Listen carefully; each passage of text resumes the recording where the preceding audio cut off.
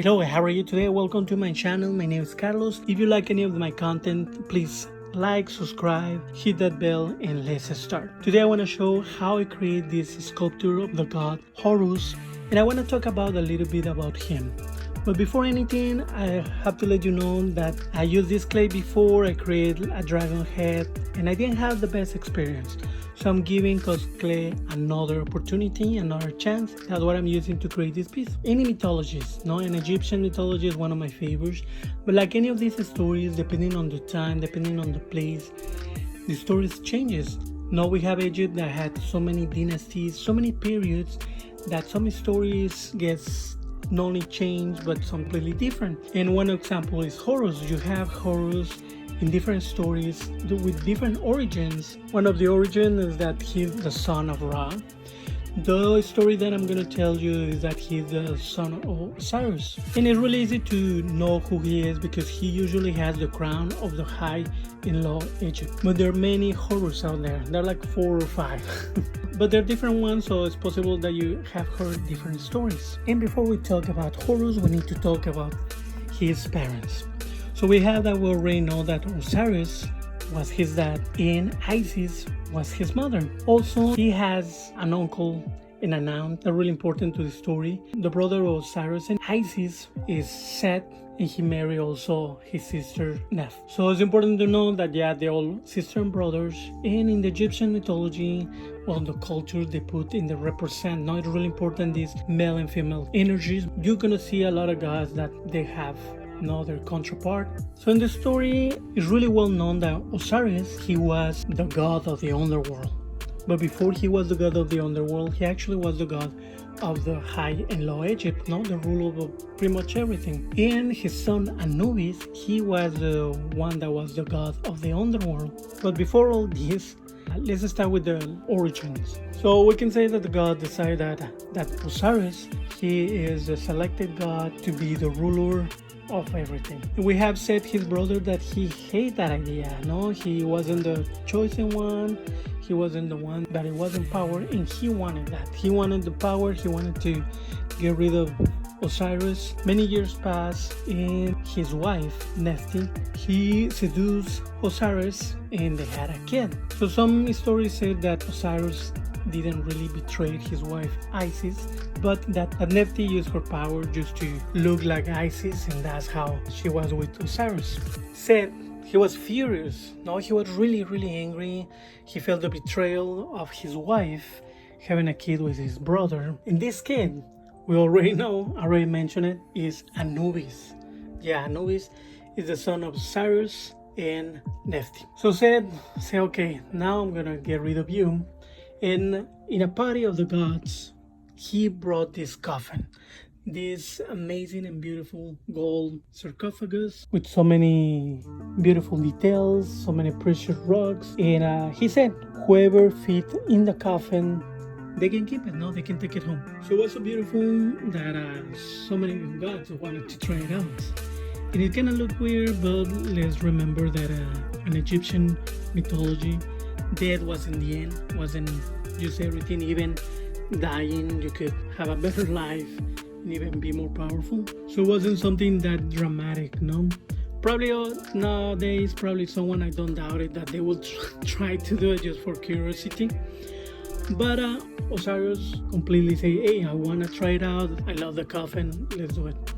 And of course, the coffin was made completely to his eyes. So he fits and immediately closes the sarcophagus, coffin, whatever you want to call it. And he threw it. The rebel took him away, but at the same time, it was heavy, so it was just going to the bottom of the Nile. And at the same time, what happened is that Osiris died. He drowned. Remember that death was so important that even gods could die. His wife, Isis, she needed to recover the body and try to save him, So with the help of Nephti, they were able to recover the body. They were about to revive him. We have that said he knew that Isis had the power to revive Osiris. So what he did was following them, and when they found the body, just minutes before they were ready to revive him, he grabbed the body and destroyed it in many pieces. He scattered the pieces through the land, through the Nile, And in the river, even one piece was eaten by a fish. Seth was happy, no? He thought that without the pieces, Isis couldn't revive Osiris. So later on, she gathered all the pieces with the help of Anubis. Anubis, he was the god of the underworld, the god of the dead. And he actually said that he created the first mummy by mummifying Osiris, no, his dad. He created the mummy, and then Isis, having the whole body of Osiris, was able to revive him. When he was revived, he became the god of the underworld. He couldn't go to be the regular ruler, so actually Seth took the throne. He was the ruler of Egypt. Anubis just stepped down. It was his dad, no? So he didn't really care. It's still really important taking the spirits to be judged. But that's another story. So for many years, Seth was the ruler of old Egypt, and it was creating a chaos. It was like the land was being pretty much destroyed. There were wars. There was not really a good time for Egypt. And we have that Osiris and Isis, they had a baby, and that baby was Horus. But Isis was afraid that Seth, if he knew about Horus, he was gonna kill him. So she was just hiding all the time, trying to make sure that he wasn't able to know about Horus or find him. And one of the gods that helped her was Thoth, the god of wisdom. He actually was a big part of Horus. He teach him pretty much to be wise and be this amazing warrior. Horus, when he became adult, he was this powerful god of the sky, said. It's a really long story, but basically he had the falcon head. He has one eye supposed to represent the moon, the other eye is supposed to represent the sun. And just like Ra, he was known to be the god of the sky. So he fought his uncle many times. He wanted revenge. He wanted also the throne, not only because he should be the rightful king, but also because he knows the story. Yes, his dad is alive, but he killed him.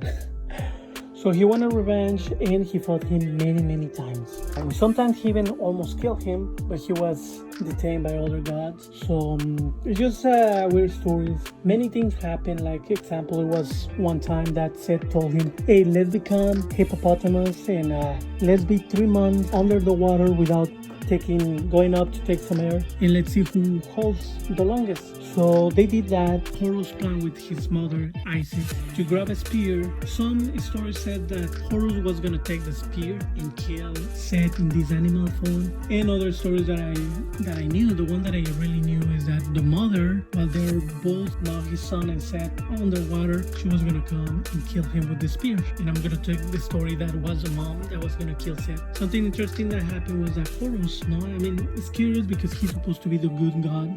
And what happened was that when Isis was trying to kill Seth, she just, I'm not really sure if she felt remorse. She couldn't do it. She couldn't kill him. So what happened is that Horus was really angry. He jumped out of the water. He felt betrayed by his mom and cut her head. And yes, he cut her head.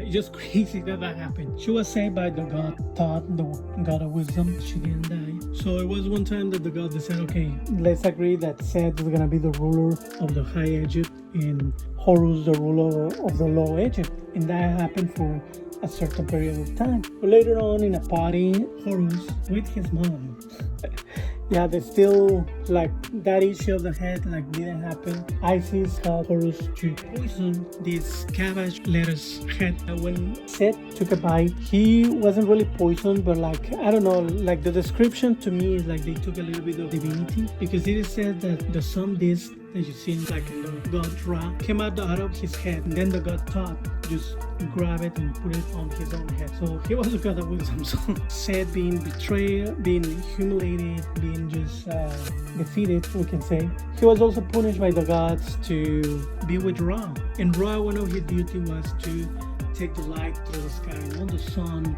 through the sky, we can say like Apollo.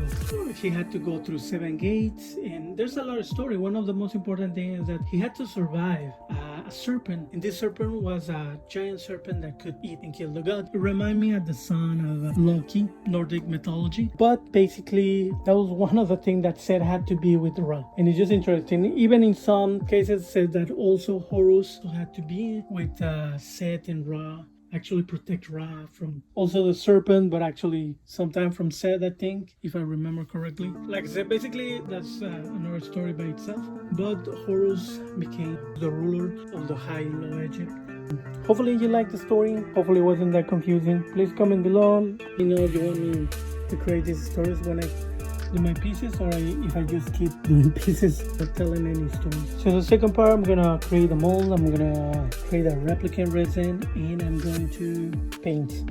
So see you next time. Enjoy art.